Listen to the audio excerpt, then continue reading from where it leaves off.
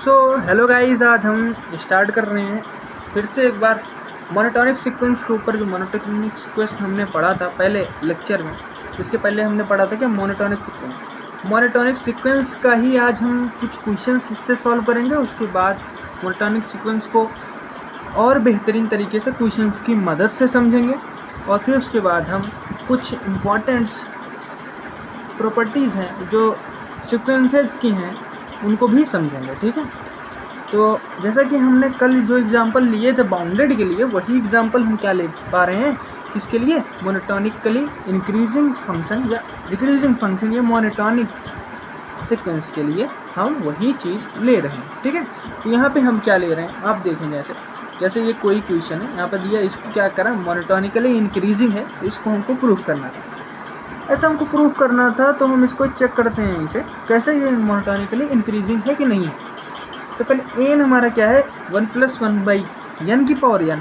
यहाँ पर हमने क्या करा, यहाँ पे हमने लगाया बाइनोमियल थ्योरम लगा दिया। तो हम बाइनोमियल थ्योरम जब लगाते हैं तो बाइनोमियल थ्योरम के बाद ये कुछ ऐसा सीक्वेंस हमारा हो जाता है। तो सीक्वेंस कुछ ऐसा हो जाता है तो हम सीक्वेंस में फिर उसके बाद क्या कर सकते हैं, ये 1 हो जाएगा और यहाँ पे क्या हो जाएगा, 1/2 फैक्टोरियल हमने कॉमन लिया, यहाँ पे क्या आएगा 1 - 1/n हो जाएगा। और यहाँ पे क्या 1/3 फैक्टोरियल वाले में क्या हो जाएगा, 1/3 फैक्टोरियल इंटू में 1 - 1/n इंटू में 1 - 2/n, ऐसा कुछ हो जाएगा, प्लस 1/n फैक्टोरियल इंटू में 1 - 1/n इंटू में 1 - 1/2/n और ऐसे ऐसे इंटू चलता रहेगा और 1 - n - 1/n, ऐसा कुछ। ये हम इसको क्या मान लेते हैं, पहला इक्वेशन मान लेते हैं। हम इसको क्या मानेंगे, पहला इक्वेशन मानेंगे। फिर इसी तरीके से हम an+1 देखते हैं। तो an+1 टर्म क्या होगा, जहाँ जहाँ पर n है वहाँ पर हम n+1 रखेंगे। ठीक है, तो जहाँ जहाँ पर n है वहाँ पे हमने n+1 रखा। अब भाई अब ये चीज़ देखिए आप, यहाँ पर क्या टर्म थे, यहाँ पर क्या था, यहाँ से देखो सीक्वेंस में कितने टर्म थे, n+1 टर्म्स थे और यहाँ पे इसमें कितने टर्म्स हैं, n+2 टर्म्स हैं।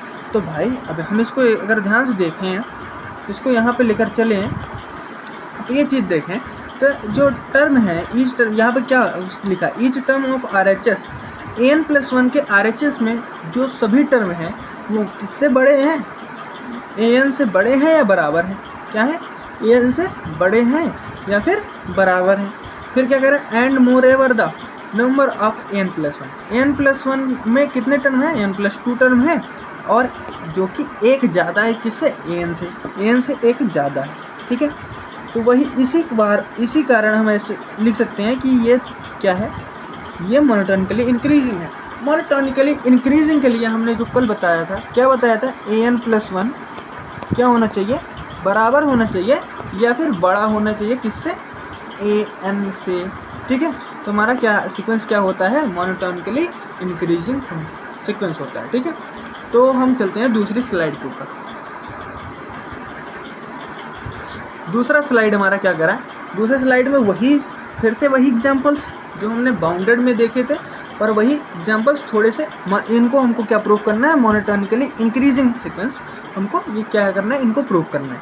तो जैसे a1 यहाँ पर क्या दिया है, √2 दिया है और a2 हम निकालेंगे तो क्या आएगा, √2 a1 आएगा, जैसा कि हमने बाउंडेड में समझा था, इसी तरीके से किया।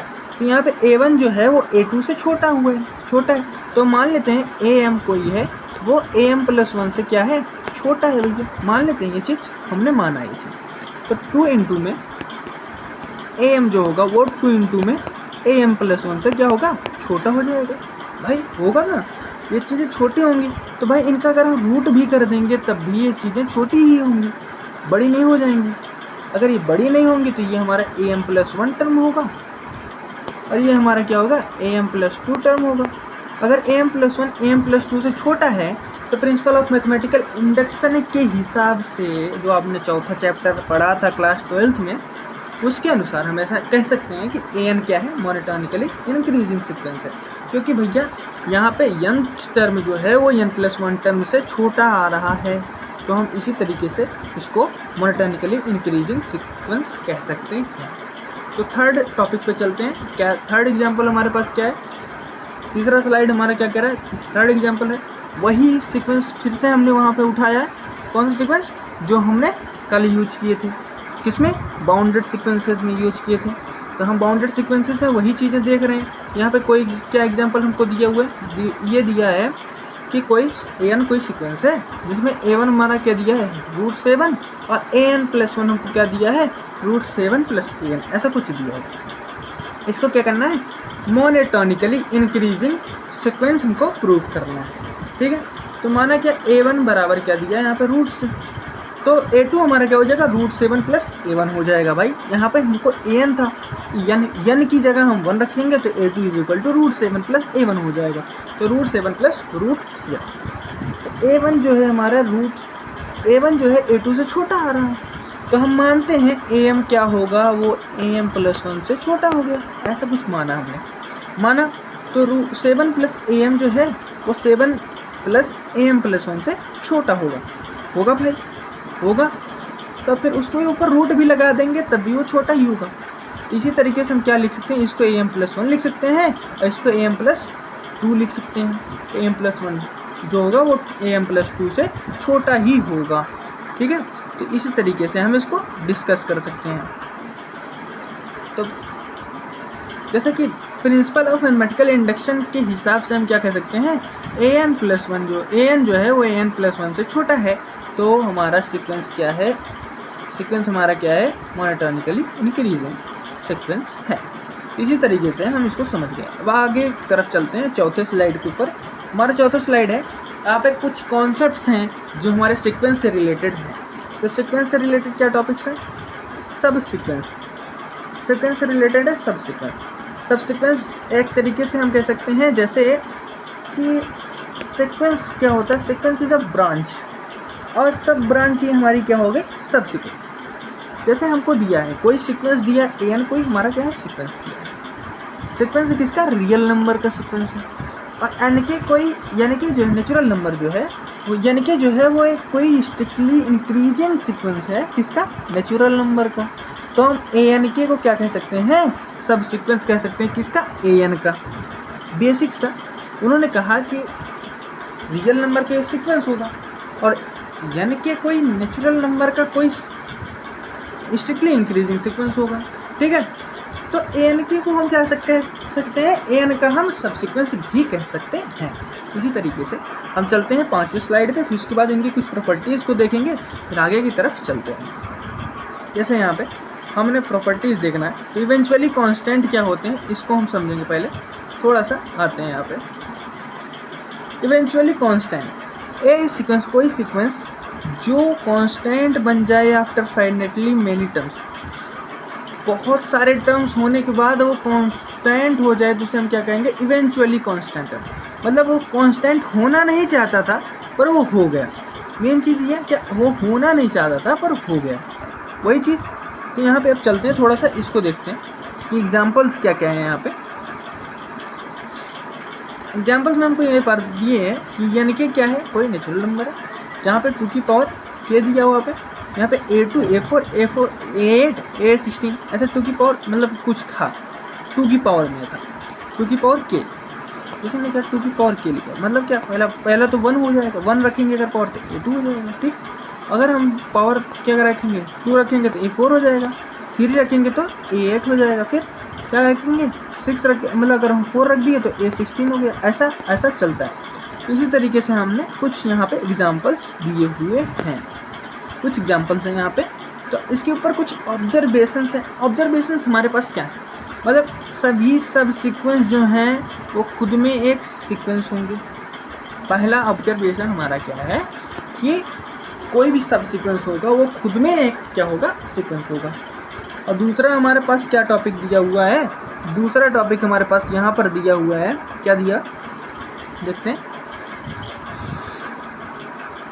दूसरा हमारे पास टॉपिक दिया हुआ है कि इफ़ एन कोई सीक्वेंस है, एन कोई नॉन कांस्टेंट और इवेंचुअली कांस्टेंट, मतलब कोई नॉन कांस्टेंट है या फिर इवेंचुअली कांस्टेंट सीक्वेंस है, तो हम उसे क्या कहेंगे, अनकाउंटेबल सीक्वेंस कहेंगे, ठीक है। उसे हम अनकाउंटेबल सब सीक्वेंस कहेंगे, अनकाउंटेबल सब सीक्वेंस, ओके।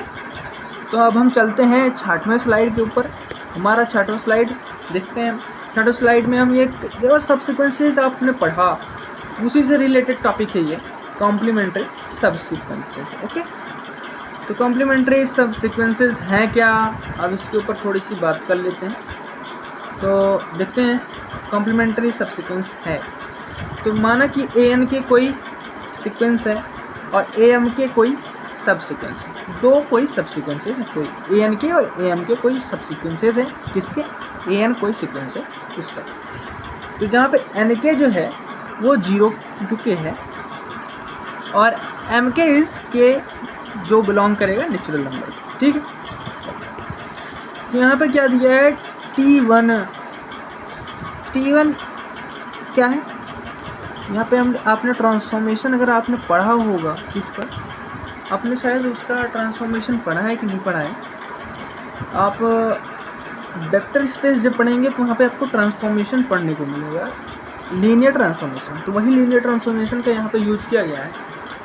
तो t1 जो है, t1 फिर उसके बाद हमने क्या किया, इसमें कॉमन लिया। क्या t1 और t2 में क्या कॉमन है, तो पाई अगर कॉमन आए और t1 और t2 का अगर यूनियन कर दिया जाए तो हमारा क्या हुआ, नेचुरल नंबर है।